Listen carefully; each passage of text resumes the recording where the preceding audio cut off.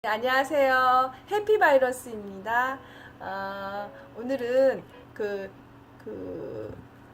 고구려의 역사 유적 답사 어, 홀본 국내성 편이고요. 서길수 교수님께서 지어주신 책 읽어드리도록 하겠습니다. 98년도에 이 책을 지으셨네요. 저는 이 영상이 나갈 때쯤이면 중국에서 지금 역사 법륜 스님과 함께하는 동북아 역사 이야기에 함께 참여하고 있을 겁니다. 그래서 이 책을 읽게 되었고요. 마당에 들어서며 한 꼭지 읽어드리도록 하겠습니다. 우리나라의 대표적인 역사 유적에는 어떤 것이 있을까요? 고구려와 관련된 강의나 초청 강연을 할 때면 나는 의례 청중들에게 이 질문을 던진다. 그러면 그들의 대답은 하나같이 불국사, 석굴암, 첨성대 등의 범주를 벗어나지 않는다. 평양이나 만주 그리고 연해주에 있는 우리 역사 유적을 생각해 본 사람이냐고 다시 물어보면 아무도 없다. 일제 이후의 반도 사관, 한국 동란 이후 굳어져가는 반도 사관에 찌든 우리의 자화상을 들여다보는 순간이다. 막연하게 고구려의 수도가 평양이었음을 기억할 뿐 464년 동안 압록강 이북 홀본성과 국내성의 수도를 두고 광활한 대륙을 경영한 고구려를 기억하고 있는 사람은 그다지 많지 않다.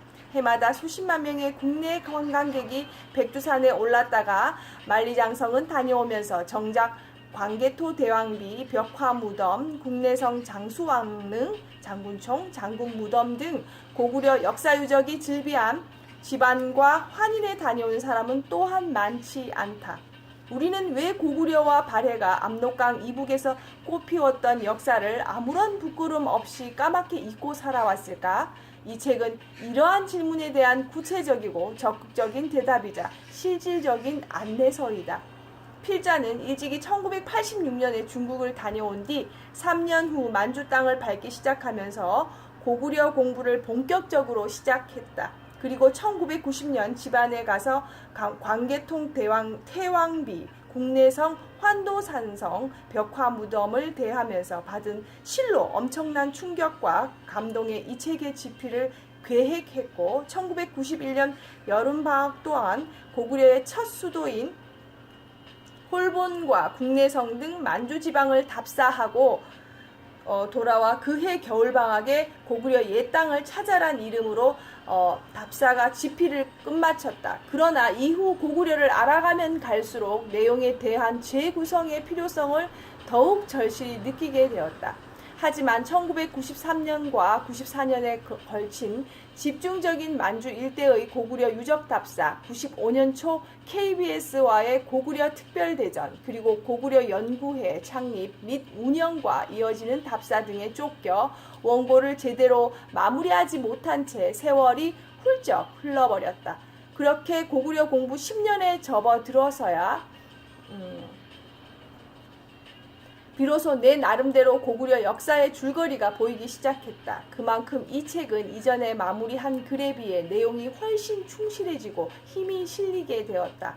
고구려인가 고려인가, 홀본인가 졸본인가, 주몽은 당군의 아들이다. 고구려의 건국연대는 잘못되었다. 같은 고구려사에 대한 근본적인 질문을 읽으면서 독자들은 이 책이 단순한 답사기가 아니라는 것을 알 수 있을 것이다. 뿐만 아니라 고구려를 우리 역사의 입장에서 분명하게 정리하려고 했고 관계국들과의 쟁점 부분은 숨기지 않고 현실을 솔직히 인정하면서 궁극적으로 역사적 진실을 밝히려고 노력하였다.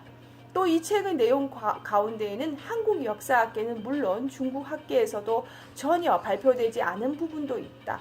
장수왕릉, 축조의 비밀에 나타난 기초다짐과 딸린 무덤 발굴 현장, 고구려에도 벽돌로 쌓은 무덤이 있었다. 인면석 각 조각에 새겨진 부호는 무엇을 뜻하는가와 같은 내용들이다. 이러한 것들은 새로운 문제 제기로서 앞으로 우리의 연구 방향을 독창적으로 세우는 데 필요한 작은 조각들이 될 것이다. 그러나 이 책은 이러한 역사적 사실을 이론적으로 토론하기 위해 쓴 무겁기만 한 역사책이 아니다. 다만 10여 차례의 답사를 통해 느낀 가슴 벅찬 경의와 감격을 더 많은 이들과 함께하고자 했고, 그 감동 끝에 제기되는 질문들을 파헤쳐 보면서 고구려의 역사 유적이 갖는 의미를 되새겨 보고자 했다. 한편 고구려 산삼 이야기, 고구려 약초와 나물 이야기, 만주족에 이어 내려오는 고구려 벽화에 나온 장다리놀이, 현지 조선족들과의 삶의 애환, 민족을 초월한 인심, 장수왕 후손이 흘린 눈물 등의 이야기는 이 답사기의 양념 역할을 톡톡히 할 것이다.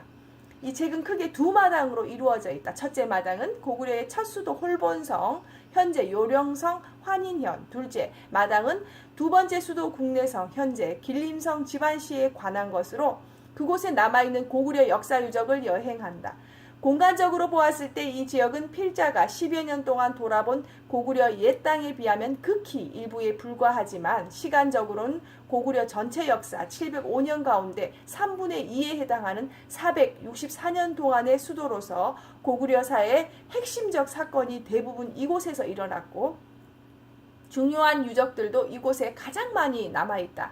그래서 우선 홀본성과 국내성의 역사 유적만으로 책 한 권을 꾸며보았다. 그러나 고구려사를 복원하기 위해 꼭 살펴봐야 할 유적들은 수없이 많다.